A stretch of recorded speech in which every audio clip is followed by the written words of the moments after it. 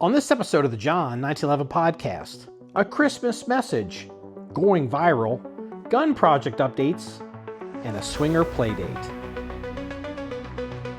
Okay, good evening, everybody. This is episode 389 of the John 1911 podcast. Today is Wednesday. Today is Tuesday, December 23rd at 9:19 p.m. Eastern Standard Time. I am actually in the office tonight.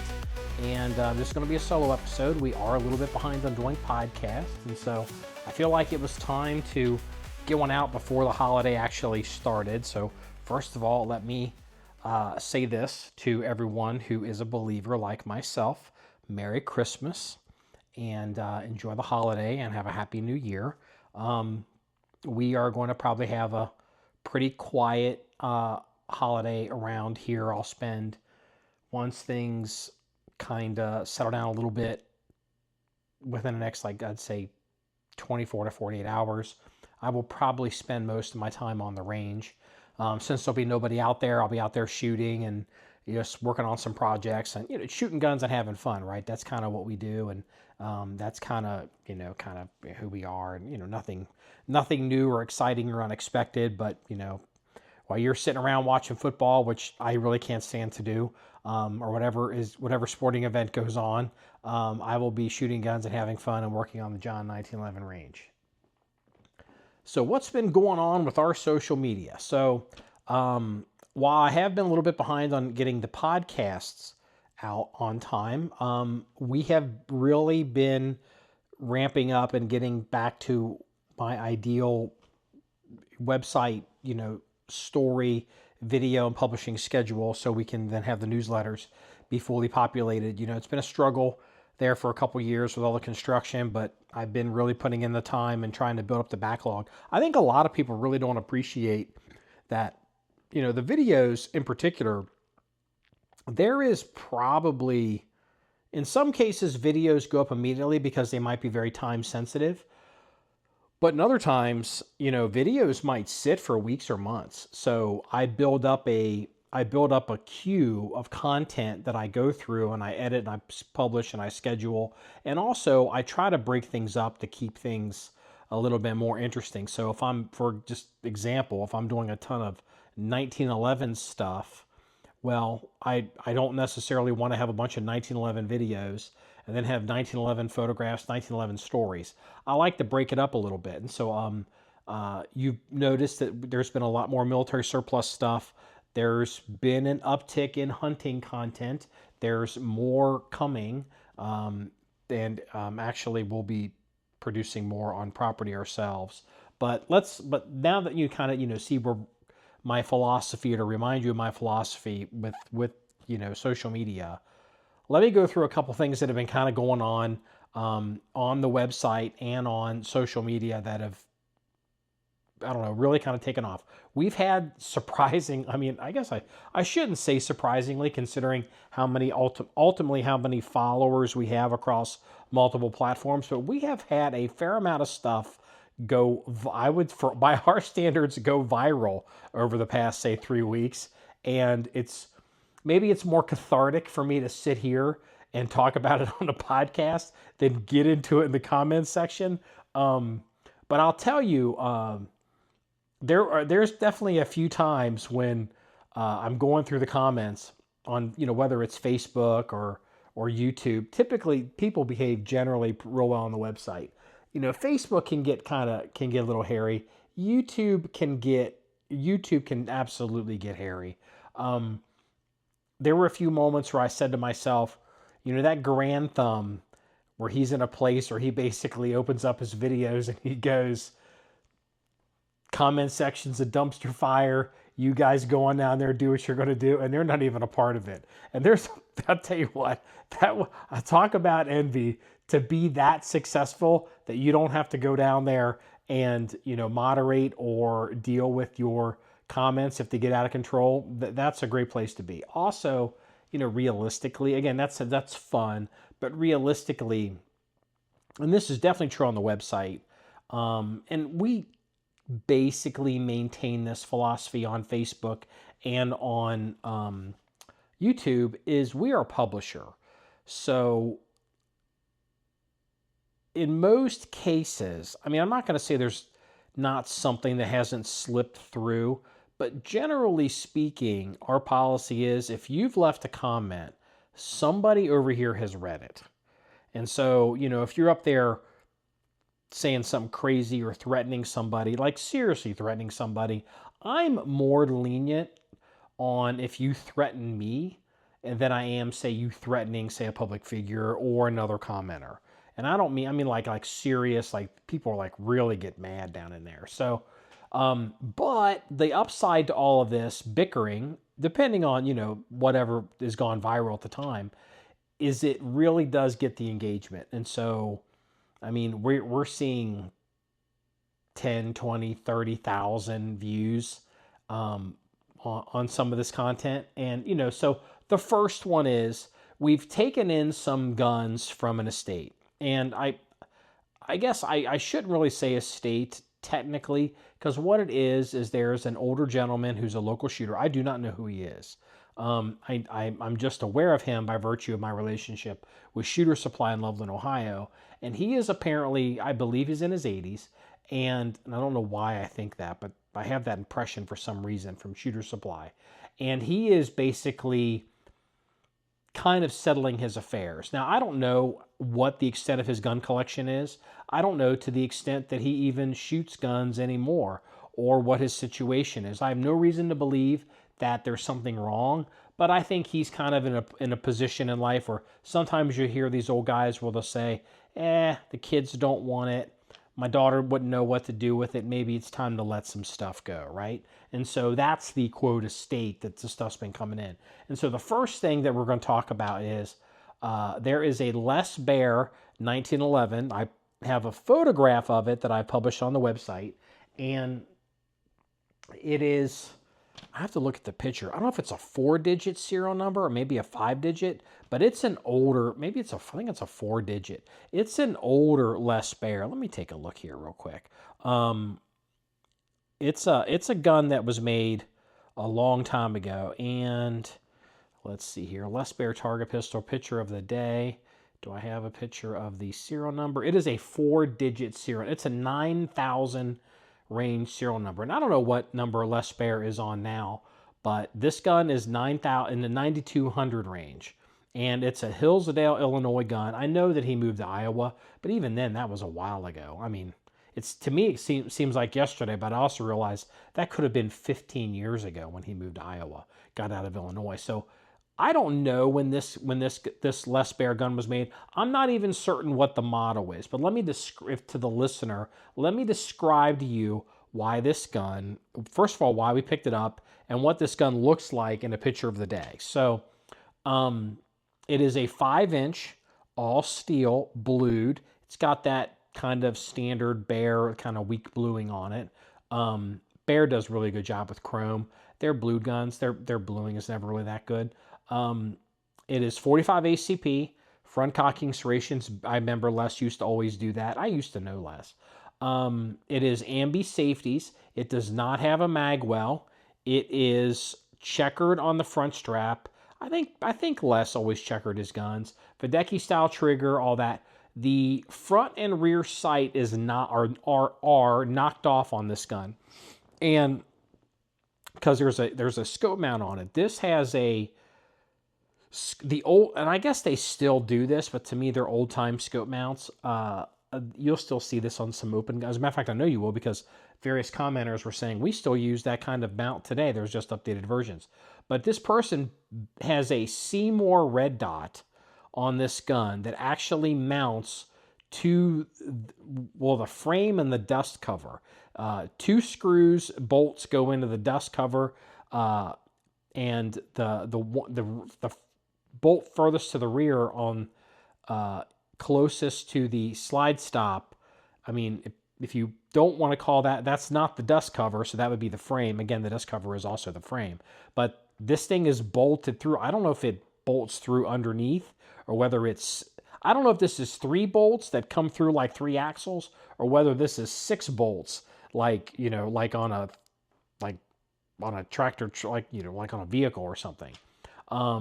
because we haven't taken it apart yet. But this thing has this giant Seymour optic on the top, and it's actually a Seymour, C-M-O-R-E red dot. Now, the red dot does work, but it's so faint you can hardly see it, but it does work.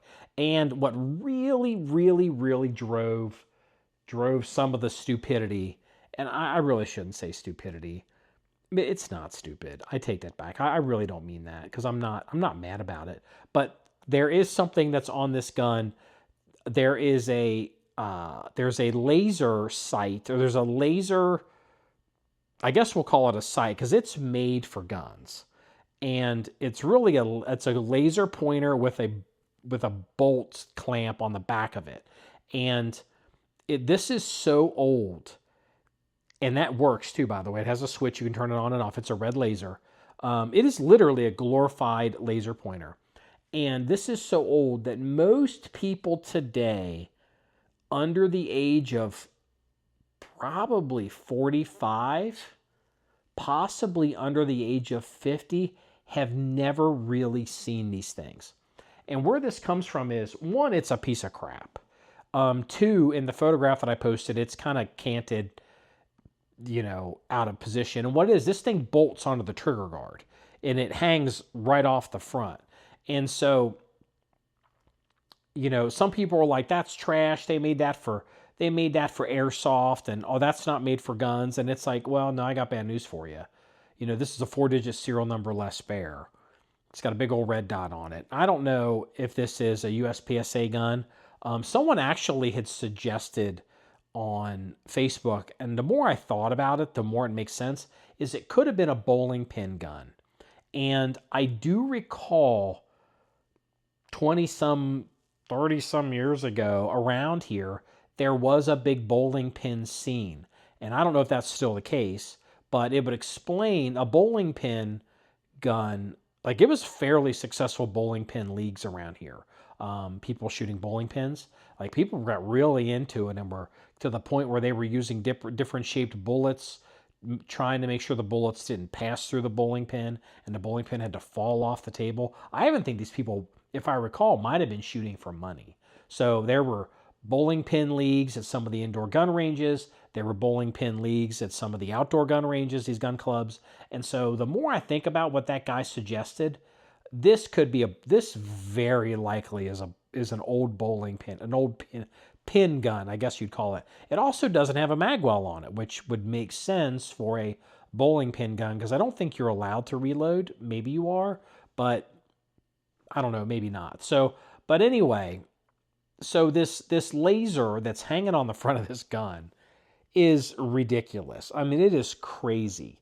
But what people don't understand is they look at this and they look at everything that's wrong with this gun, and it's more of an excuse to virtue signal how smart they are, or virtue signal how wrong it is, or how wrong somebody else is, or somehow to elevate themselves and put somebody else down. Because I literally am saying that, in the photograph, new acquisition, estate sale, we just picked this up. It's crazy looking. This is why we picked it up. And people are coming in accusing us of destroying this Les Bear pistol. And, it's like, come on. Like, reading for comprehension is kind of a big deal. I mean, but that's the internet. No one reads anything. It's like the same phenomenon happens with cameras. This came up in a conversation recently. I was looking at some old photographs of some celebrities that I had crossed paths with in a previous job, and some pseudo celebrities. And back in the day, in the 80s and the 90s, before everyone had smartphones, people took deliberate photographs and printed them. Now everybody takes 1,000 photographs a year, maybe 5,000 photographs a year, and they don't ever look at them or print them. Like, if you think about it, it's just I don't know what percentage of the cloud, whatever is the cloud in the universe today, the IT cloud, the Amazon cloud, IBM's cloud services, total cloud. What percentage in the cloud are photographs from smartphones that nobody ever looks at, unless it's like AI looking at kitty porn, apparently. So back in the day, people were more deliberate and more focused in what they were trying to do. And so, but to get back to the point of this gun, two things are possible. Well, three things are possible with this gun, with this laser pointer, that which is crappy. But I guess the thing I want to say as far as the age, I'm kind of rambling and bouncing around here, is people under the age of 45 or people under the age of 50, is even though today people will swear up and down that this laser sight is not for real guns, that is absolutely not true. Every gun store in America from about 1984, 85 up until you started really seeing custom or like proprietary laser sights for H&K. Crimson Trace came out with some laser stuff. I think Surefire had some laser stuff, but even then the stuff was expensive and custom and proprietary. There wasn't a standard rail system. Most guns didn't have rails. All this stuff was complicated and bulky and just a big pain in the ass. And these little laser pointers were in every gun store, and for just a few dollars, relatively speaking, you could buy them and stick them on things. People were sticking these laser pointers on all kinds of guns. And if that seems strange to you, I promise you that is exactly what happens with red dots. People buy the cheap, most people that get into red dots or start playing with red dots, especially older, more established shooters, they will futz with a Holosun. They will futz with a Vortex was it Vortex? They'll these cheap red dots just to see if they like it and get used to it. They're not going to drop $800 on a Trigicon. They're going to drop $150 or $80 on some Chinesium thing, or even $40 or $50. And so that was the same thing back then with these laser pointers. And so there was that. There was the whole. Since the movie The Terminator came out, if people will make the argument today in the milsurp community, because I lived through this, I saw this. I saw both of these things. People will make the argument in the milsurp community that it was the movie Saving Private Ryan that really changed and started the big uptick in military surplus weapons, because you had a bunch of people who saw this movie that even if they were gun guys, they weren't into that old surplus stuff, and they started getting more interested in it. And so a bunch of people came in the market, and the stuff, went up in value and got scarfed up. Well, when the movie Terminator came out, and, I was going to say Jean-Claude Van Damme, Arnold Schwarzenegger, are you Sarah Connor running around with these, phased plasma rifle in the 40-watt range and all this kind of stuff. And there was I didn't even study for this. If I knew there was going to be a quiz, I would have studied. Was it an AMT hardballer long slide in the movie with some kind of it almost looked like a giant flashlight mounted to the top of this gun, and it had a laser on it, and they used it for the movie. Well, once you saw the Terminator with a laser, everybody wanted lasers on their guns, and that was a big thing back then. And I am telling you, back then, it was stupid, and we know better now, but I promise you this was conventional wisdom with smart people back in the day. And what it was is people would get these laser sights, these little laser pointers, and they would stick them on a gun, and they would zero them the best they could. And then what they would tell themselves, because I'd literally heard this in gun stores, they would say, if I get a home invasion or someone's breaking into my house, I can hide behind my bed and look around the corner and stick my hand over the bed or around the corner or under a table, and I can look at the laser pointer on the target and pull the trigger and not expose myself. And that was the thinking. That was very common. And that wasn't common with, I'm not talking with, the trainers, the Clint Smiths back in the day, or the Masayubs, or Jeff Coopers, or I'm blanking a lot of these guys that aren't around anymore. This would be World War II vets in the gun store. This would be real gun guys.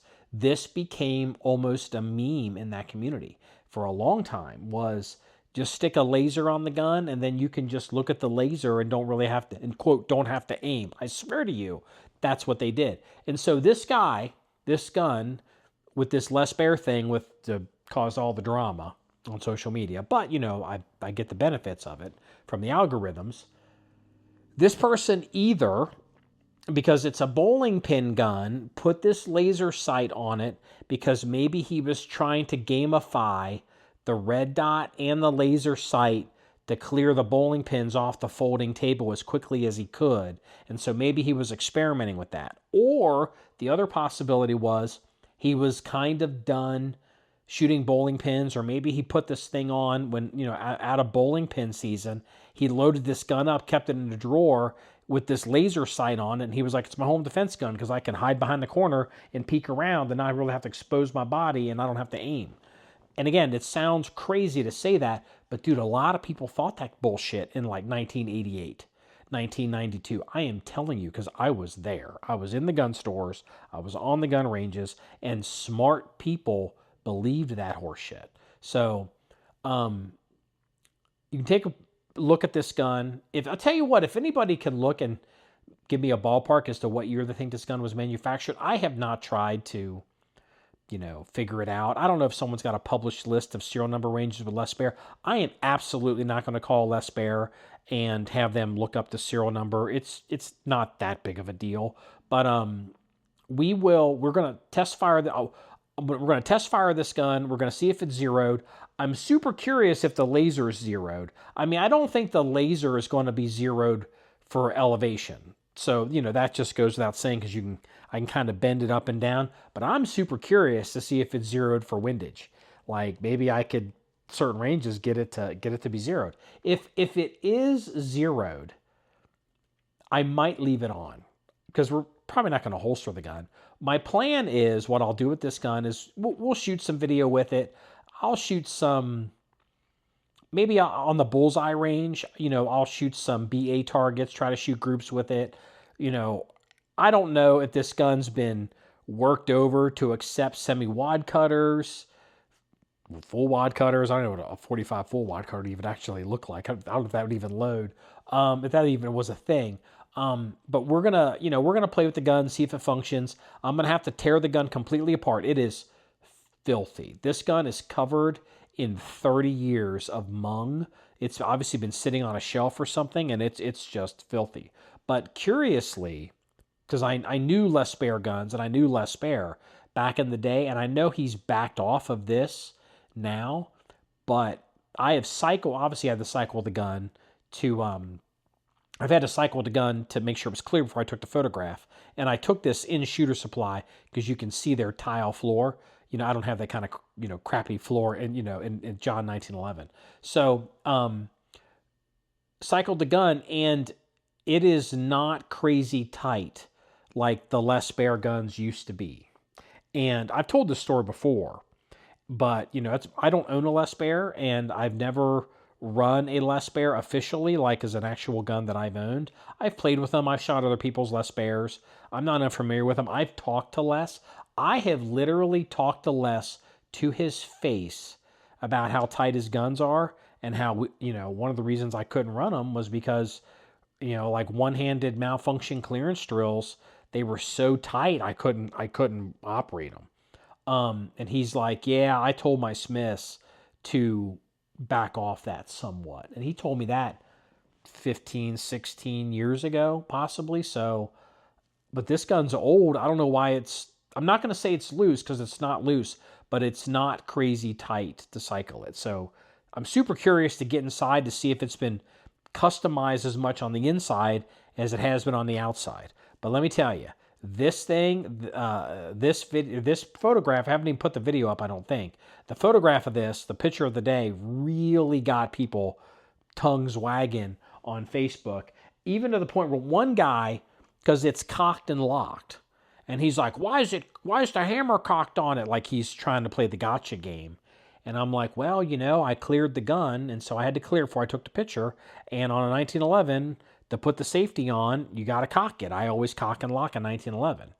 Unless it's going to be put away in the safe, I leave them cocked and locked for most situations. But you can tell this guy was like trying to do the gotcha game because all the dorks and dweebs were coming in. There were a lot of, you can tell, 1911 snobs coming in, not knowing who I am, which is fine. I don't go to the gun forums, so why would they know who I am? Trying to do the I'm better than thou thing. And, that gets a little tedious. But in the name of the algorithm, I engaged every single one of them in the comments. You can look, and it's comment after comment after comment after comment. Oh, why do you think that? Or what do you think? Explain this to me. Or I don't understand. What are you trying to say? And it's, just some of them are engaging and some of them are raging. And, but that's what the algorithm likes. So that's the first project that went viral here lately at John 1911. Next project, another 1911, you see why I got to break this up because it's going to be all 1911 all the time, was the Jack Basham 1911. And, I did a little write-up on explaining who Jack Basham is. Jack Basham is still around.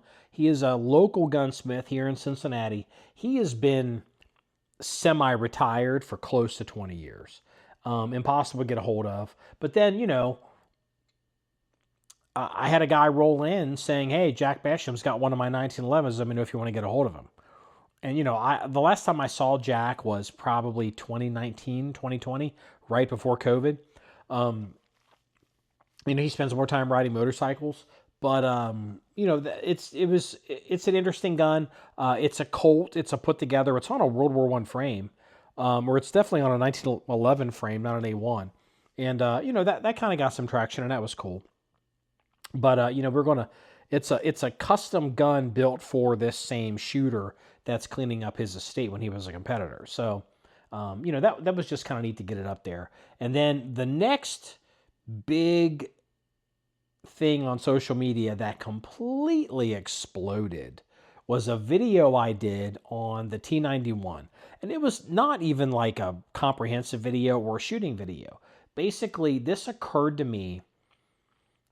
The T91 is the Taiwanese Republic of China ROC service rifle. And I think they moved on to another one since then. There was the T80, T86 is the previous one. Then there's the T91. And I think they've upgraded from the T91. But basically, I just did a video kind of intimating, hey, if you ever get a chance to buy one of these, I'd think about buying one if you're a military surplus collector, because I don't think it's too much of a stretch in the grand actuarial table of life to surmise that there is going to come a day, one way or the other, that the T91 is going to be impossible to get. And it's not going to be because they're not importing them anymore. It's like, oh, those haven't been imported. Like, we just really can't get those.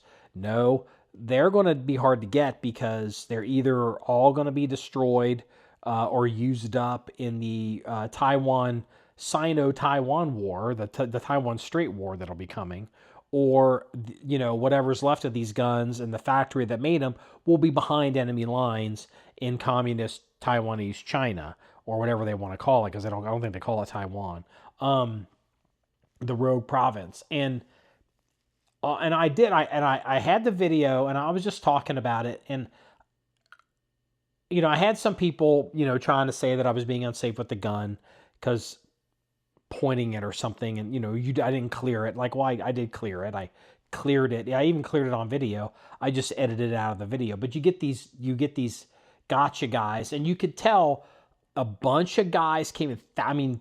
18,000 of them came through, and they're probably from some, I don't want to name the gun forum. I know which gun forum it is. And it was hammer time. And all I said is I was looking at the gun on video, and I was like, I'm just looking down at it before I said anything. And I made it because, like, yeah, this isn't a DI gun. This is a piston gun, because it's got a piston like an AR-180. And holy shit, because I said because I has a piston like an AR-180.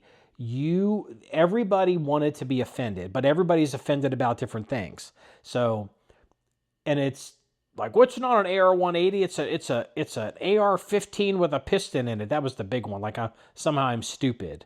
Literally, that's what they're calling me. Like, I'm stupid. I don't know what I'm talking about. And I've had everyone from people saying I'm stupid to having other people saying this is the greatest gun ever made because it's like a 416, H&K 416. And then there's people that are offended because to them it's an HK 416. Again, this is what they're saying. It's not what I'm saying, so don't come at me on the podcast. Because it's like an HK 416, and I would dare compare it to an AR-18 or AR-180, which is where the freaking piston design for these guns comes from. Never mind that originated with the Soviets, with the Tokarev or whatever that rifle is. That I would dare somehow let's see, what was that? The transitive property. If A equals B and B equals C, then A equals C. So the argument is if the T91 is like an AR-18, then basically the HK-416 is like an AR-18, and I have offended the Teutonic gods of Germany somehow.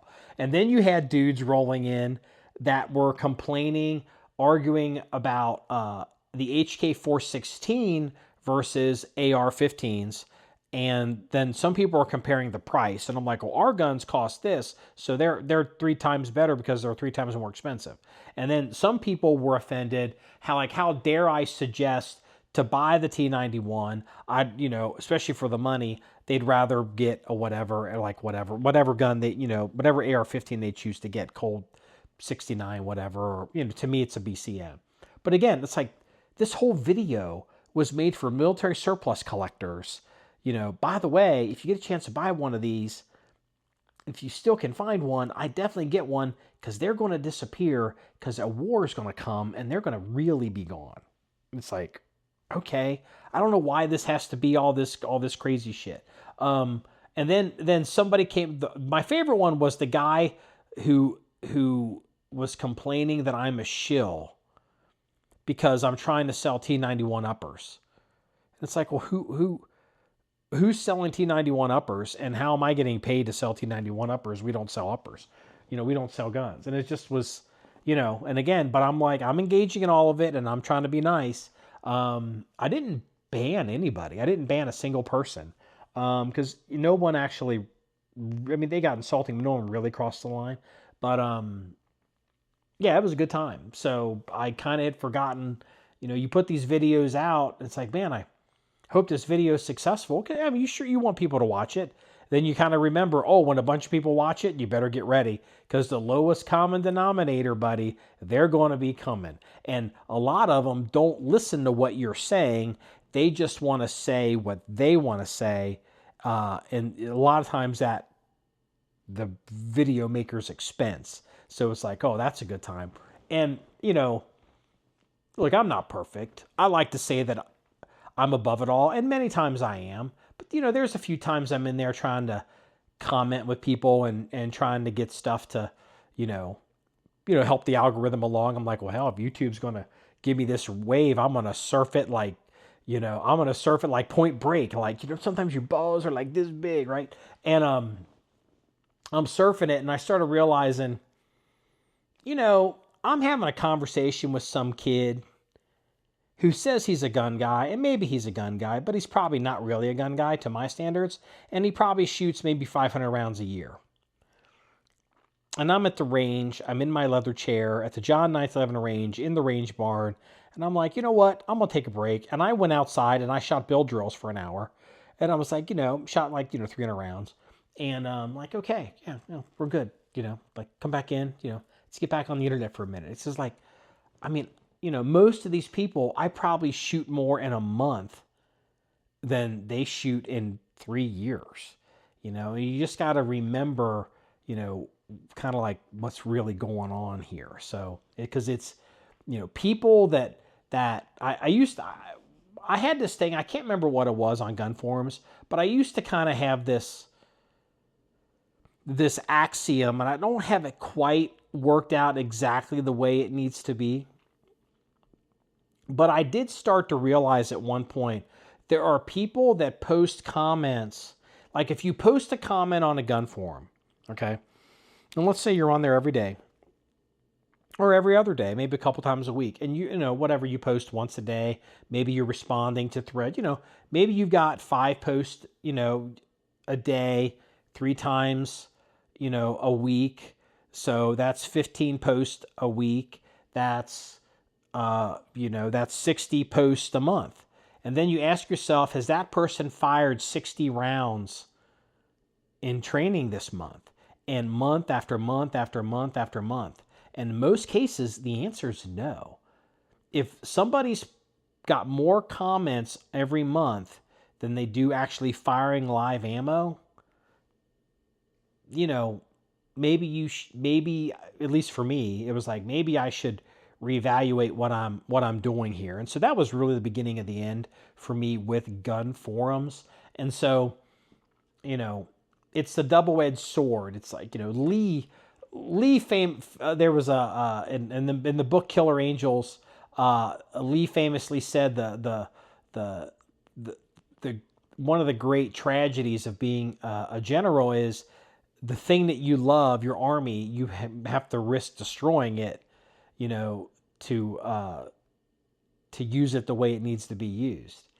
And the more that I get traction on our social media, I'm super curious.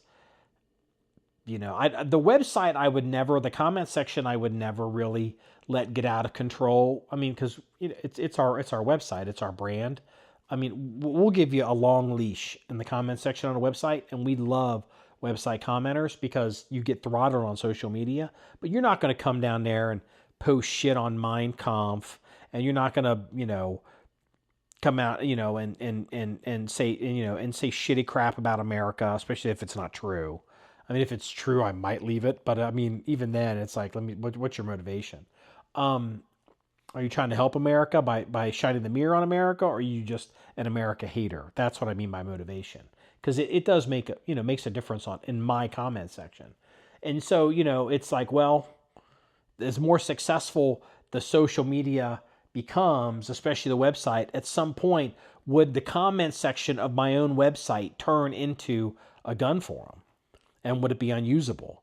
I mean, what could I do what Grantham does? You can see where I'm going with this. I did. Look, I strung it together. You're like, this guy's all over the place. No, I strung it together. Could I get to the point of Grantham on our own website in the future if John1911.com became crazy successful with, I don't know, a million commenters a month?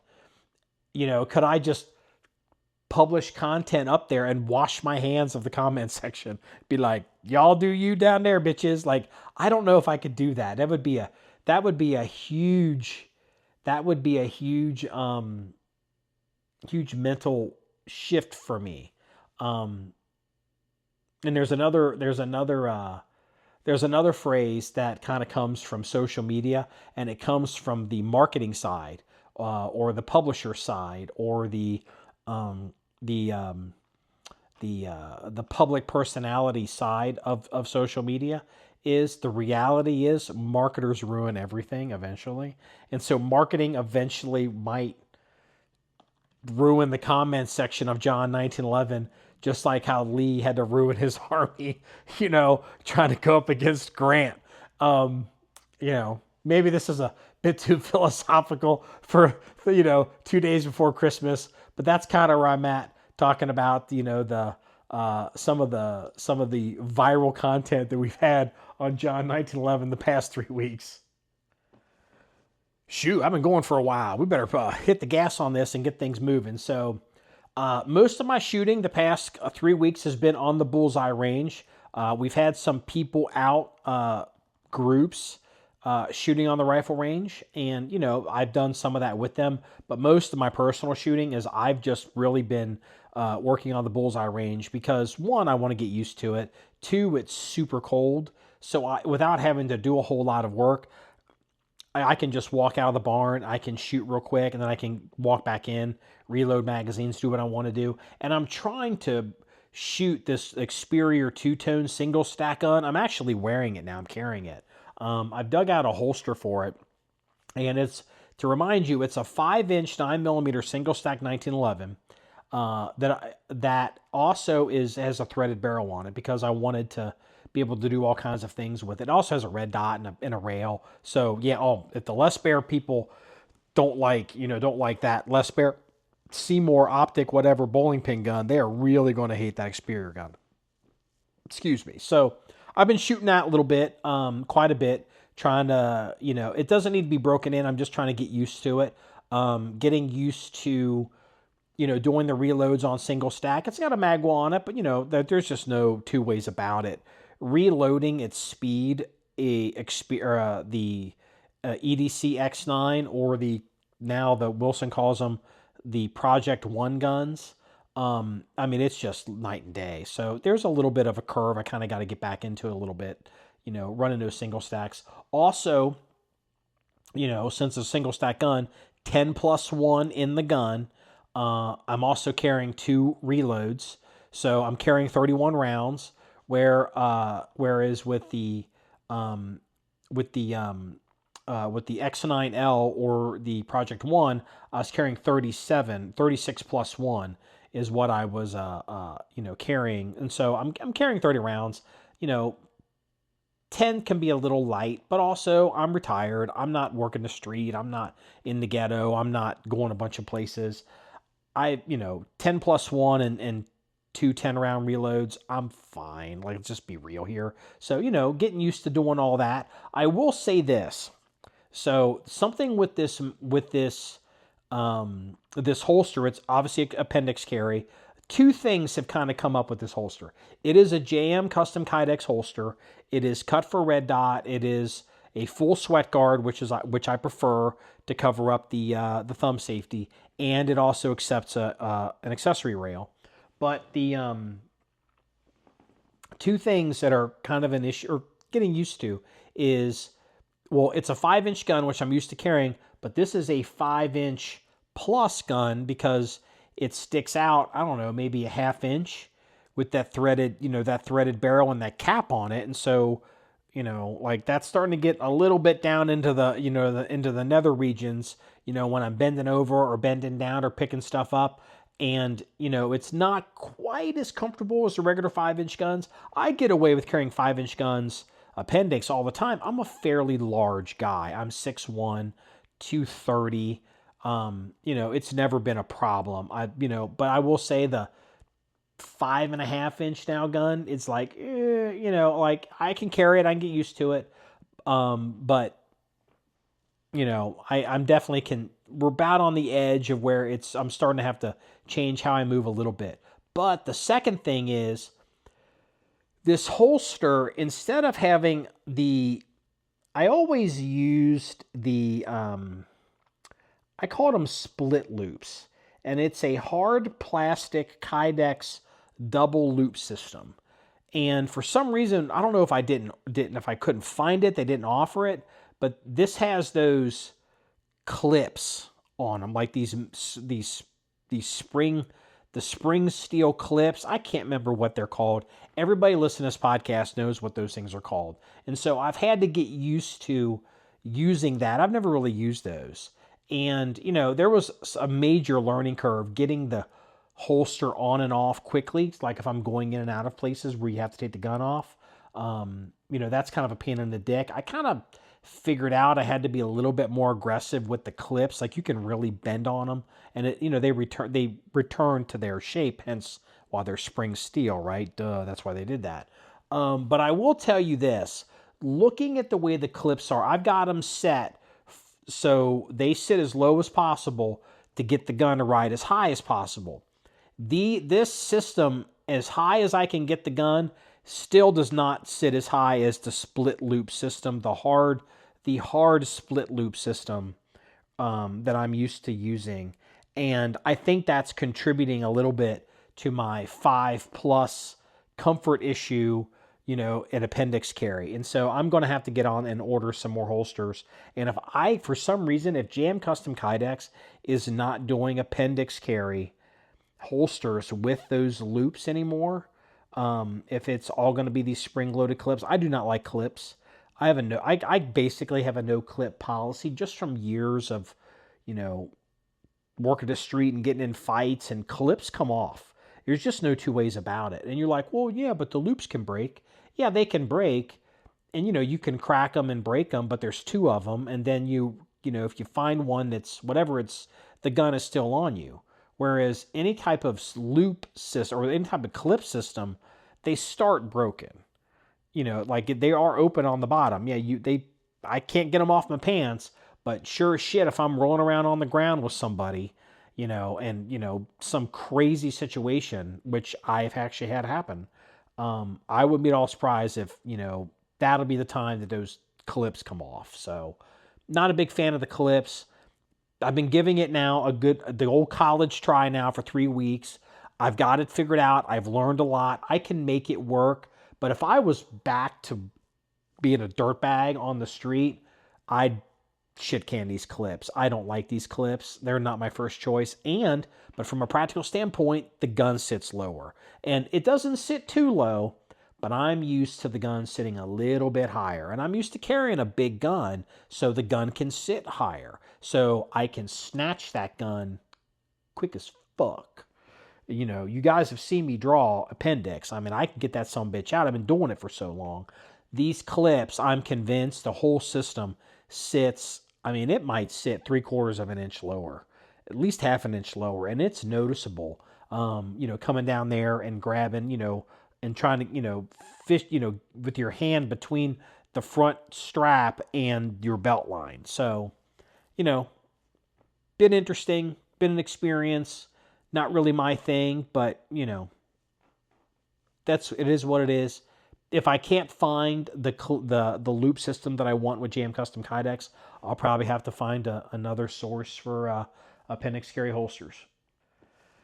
Oh, let's see what else is going on. Oh, I've been, it's not all, sweetness and light and, running around and shooting guns and doing whatever. I got to do the same things you guys do. I've been taking time. I've been kind of behind on cleaning stuff, especially, I don't clean working guns or training guns as much because I use them all the time. But guns that, we shoot videos with and do some stuff, then put them up, I clean those guns pretty good because they go into long-term storage because they might be shot next week. They might be shot next year. They might be shot next decade. There are guns in our reference collection I've never shot, and they've been in our reference collection for 15 years. Which sucks, but, I've been cleaning guns. So, Anderson Dissipator gun, I don't think you guys have seen that video. Clean the Papoose, got that clean. Did a little video on that. Steyr All, got that clean. There's also guns that have come in that we haven't fired. You guys haven't really seen them, that we have to clean and go through them. There's the Aircrew Survival Weapon gun. That's its whole other. We have an issue with the trigger on that thing. Well, I've been discussing that with Mongo and with Chris W. And there'll be more to come on that, and probably with the ATF as well. So, yeah. So there is a, what do you call that? So the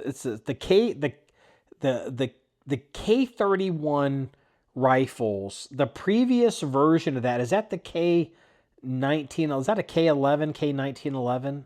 Is that what that is? The rifle version of that? We picked one of those up from Aim Surplus. One of the cheaper ones that's not really perfect.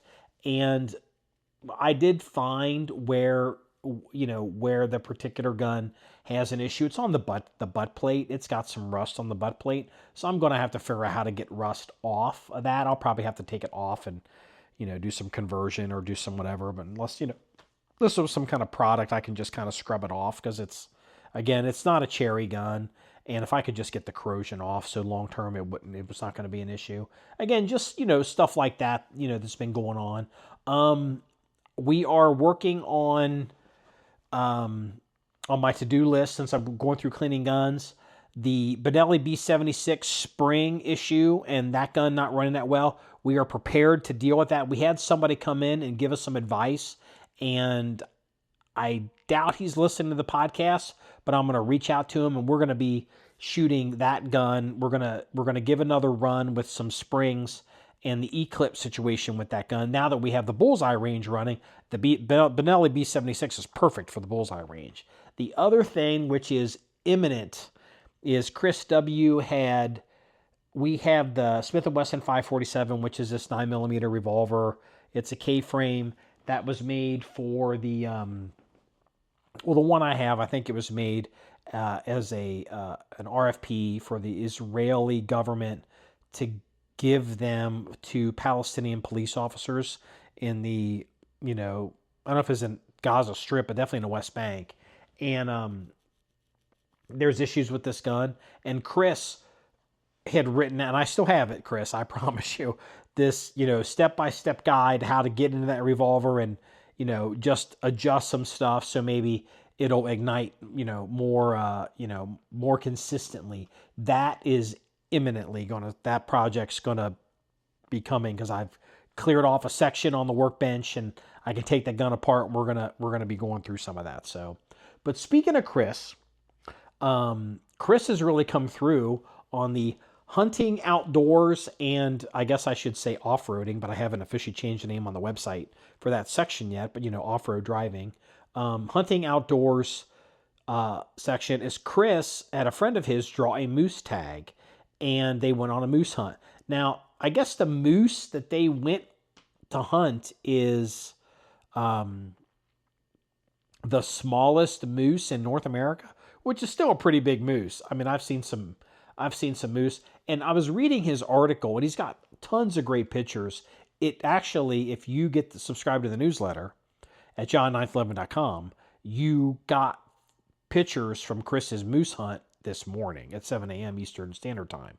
So I thought those pictures are fantastic. It's gorgeous. These pictures, let me tell you something. Sometimes John 1911, look, as a publisher, I grew up in the age of magazines. My grandfather was actually a publisher. I never really talked about that publicly. Neither here nor there. But, every once in a while, I like to compete with the best magazines from 1986. And let me tell you something. Chris delivered with the moose hunting pictures. Go to the website, look at Chris's moose hunting pics. They're worth the gander. And if you like hunting dogs, even a cute dog even makes an appearance. So you'll definitely like that. I was going to talk about some media stuff, and I was going to talk about Trump's Golden Fleet and the Trump battleship, but I'm going to save that for when the boys are on board. There's a lot to discuss there. There's a lot of things going on that are not being covered that I think would make interesting data points on an episode of the John 911 podcast. So we'll just skip that. We're going to go straight into the blotter. So this counts as a blotter story because I promise you at some point somebody had to call 911. And so let's get into this one. The first one is out of Broomfield, Colorado. So there's a product, there's a system in private airplanes.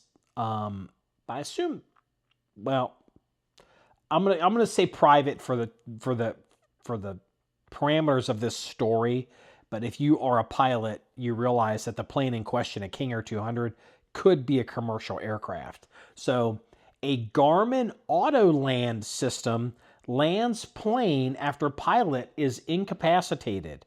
So apparently, you know how when you're I just hit the microphone. So how, a lot of times modern vehicles will say things like, keep your eyes on the road, or pull over and take a rest.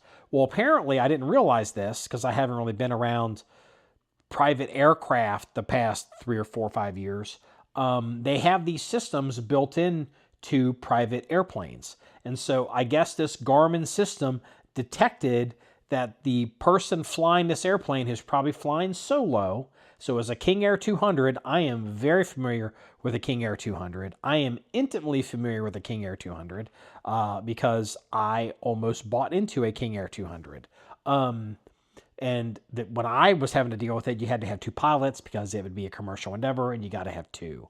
Well, this apparently only has 1, and apparently the Garmin system detected that the pilot's I don't know if he passed out, had a heart attack, but the system basically took over the control of the aircraft. The computer, with a computer voice, calls air traffic control, and since Garmin is a navigation system, it knows where all the airports are, and it knows like what airport can be, long enough for the plane, because it knows what kind of plane it is. The parameters are set, and it literally is like this robot voice is calling air traffic control, and it's saying, pilot incapacitation system is activated, coming in, runway 37 left, please authorize, and it's repeating this stuff, and it's really interesting. I don't have to see here. The pilot became incapacitated. Garmin confirmed that the auto land system was activated during the incident, resulting in a safe landing on runway 30. The company said the emergency auto land activation occurred December 20th and added its plans to share additional details to a later time. I think this might be the first actual use of this for the system that's actually been used in the real world. Now, there's two other systems that I'm aware of, because I've also I am very familiar with the Cirrus aircraft, because we were involved with the whole Cirrus airplanes. And if you're not familiar with this smaller private airplane, general aviation aircraft, and there were two things with the Cirrus that were interesting.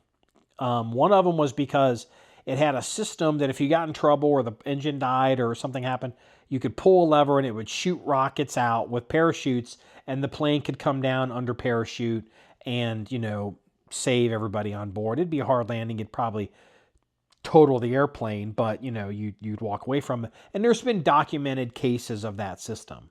Now, in those airplanes, because I went on check rides, sales rides with salesmen in these Cirrus aircraft, and there is another feature in these Garmin systems, and I want to tell you about it. So this is obviously before the Garmin Auto Land system. There was a Garmin system, and it was this little blue button. I remember the button.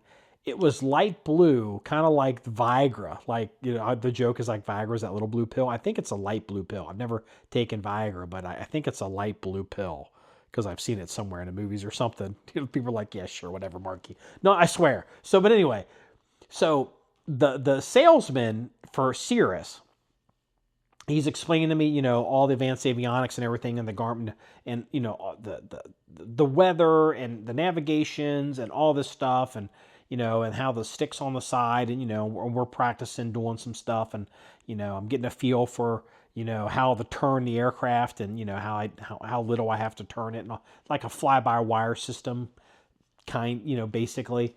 But he said, you see this button here, and he says, if you ever IFR, instrument flight, rules, where you can't really see, and if you're in the clouds, or you're in the fog, or you're in the rain, and your instruments, or you become disoriented and you can't tell up from down, and you're like, where am I in space here? I don't want to crash into the ground. I don't want to crash into a mountain. I don't want to, you've lost situational awareness of everything. You don't know up from down, okay? You push this blue button, and the plane would automatically, level itself. And I don't know if it would turn a certain direction, no, but it would automatically, the plane would level itself, and maybe even go to a certain minimum altitude.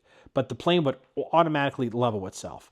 And the unofficial name for this button was called the John John button, because not too many years before, no one's going to remember this now, but John F. Kennedy Jr.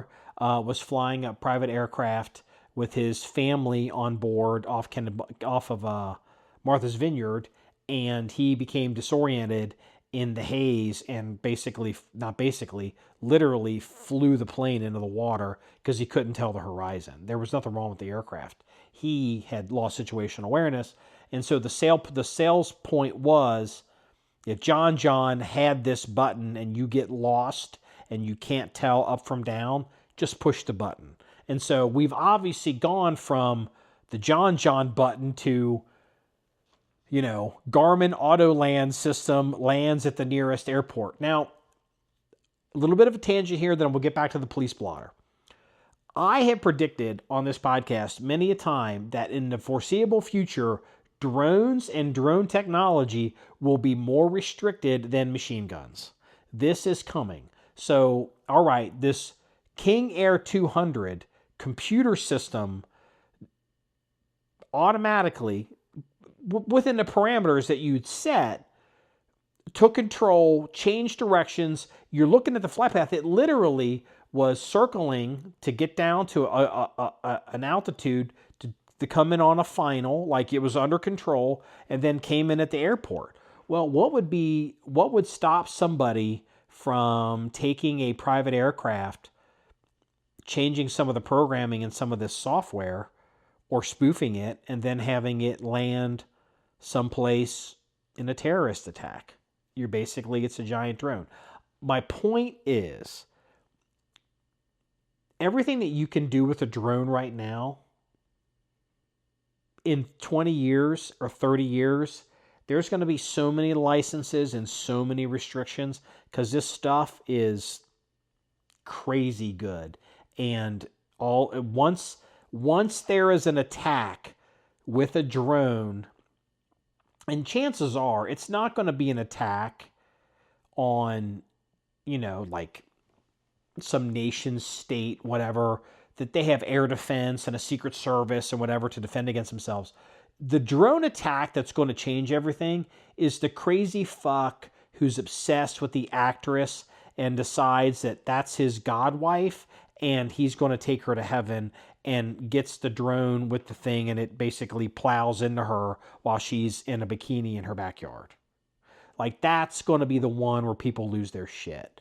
And this is kind of coming, and I see this coming down the track. And it's the whole Garmin thing and the John button, but then it also reminds me of what's coming with these automated flight systems and how things are going to be changing. So anyway, all right, back to the police blotter. Okay, Savannah, Georgia. This one's a little bit more tacky, but, not to be unexpected. And I'm not judging if you're one of these kinds of people, one of these swingers. But Savannah, Georgia, boyfriend shot dead, in parentheses, on a swinger play date, newspaper's words, not mine, on a swinger play date. The girlfriend met the shooter on a website. And so I'm not going to go into the whole, all of it with, with the swing and everything that could have happened, whatever. But the real payoff, if you can find this story on the internet, and we'll have a link to it, and you can do whatever, and you can go to a website. But if you find this story on the internet, and there's a comment section, it doesn't matter where. It could be a Facebook, it could be on a news station if they got a comment. Any place that has this story with a comment section, crack open a cold one, sit back and read the comments, because I'm telling you, it is hilarious. It is a good time. It's terrible, but it's a good time. So, all right, the final police blotter, and this one comes out of Orlando, Florida. And I thought this was going to be interesting in multiple ways. So, this is a meetup off of Facebook to buy a watch. Man uses prop money to buy a $115,000 Richard Mille watch. And I guess he, showed up at this place, think at a mall, and gave this dude, I don't know how much it was, to buy this $115,000 Richard Mille watch, which already seems crazy. But the seller realized that the money was fake, and so started, the chase was on to get back his watch. This car chase went on for 11 miles until finally it comes to an end. The person who stole the watch with the fake money, who now has the watch, gets out of his car with a rifle and starts shooting at the victim who's been chasing him. The victim attempts to get away. The victim is apparently shot in the shoulder and somewhere else. Let me see here. Got out, pointed a rifle at the victim's Tesla. The outlet reported deputies told that the Javos fired at the victim as the victim attempted to flee, striking him in the jaw and shoulder, that's right, and leaving 4 bullets inside the vehicle. The victim tried to drive himself to the hospital but crashed. First responders then transported him the rest of the way. WFTV noted that he suffered non-life-threatening injuries. According to reporters, this is what I thought was interesting. And it's like, ooh, I kind of forgot about this. According to reporters, surveillance footage and cameras in the victim's Tesla helped law enforcement identify Javos, Javois vehicle. The suspect was arrested after being identified by U.S. Customs and Border Protection agents during a routine inspection in the U.S. Virgin Islands. I have no idea why the hell that's in the story, but but it's kind of interesting to think about. I've talked about the idea that Joy's on camera, and you have to remember, all these, if you see a Tesla vehicle, it's 360-degree cameras and full audio. Like if you see a Tesla we've seen this when Elon Musk started working with the federal government as a special government employee. All the libs that loved Elon hated Elon, and so they started going up to Tesla vehicles in parking lots and vandalizing Tesla vehicles owned by other libs. Like, it's just nuts. But all these people get caught because all these cars, if you walk up on a Tesla, it's recording you. Like you could walk up to a Tesla and you could leave something on the Tesla and you could actually say, hey, I'm sorry, I did whatever. Here's the note, whatever. I hid this under your tire. I think that might even alert them that somebody's around their vehicle. They would eventually see it and hear that video. Well, if all these crimes are committed around Teslas, where even if the owner of the vehicle isn't in the vehicle, the motion sensor turns on the cameras because it's just a giant, iPhone at this point, giant consumer electronic. And so it's just, kind of reinforces my prediction that, the camera is the new God. And I don't mean that in a sacrilegious way. I mean that if you don't want to accept it as a as a moral imperative, if you just the idea that the camera sees everything and you're not going to, God sees everything. And if you understand that even if you're in the middle, like dudes poaching in the woods now, walking through the woods are on camera and they get busted every day. So I just thought that, it was interesting that, the Richard Mille watch, the 11-mile car chase, $115,000 Richard Mille watch. Who would ever pay that? Ugly watch too, by the way. Rifle fire, Tesla, dash cams. That's like a multifaceted police blotter. So, all right. Well, this wraps up episode 3-9 of the John 1911 podcast. If you want to see number stories or pictures and links, the stuff that we talked about, please go to the website at john1911.com. It's JOHN1911.com. Remember, it's all about shooting guns and having fun. Everybody, Merry Christmas and have a good night.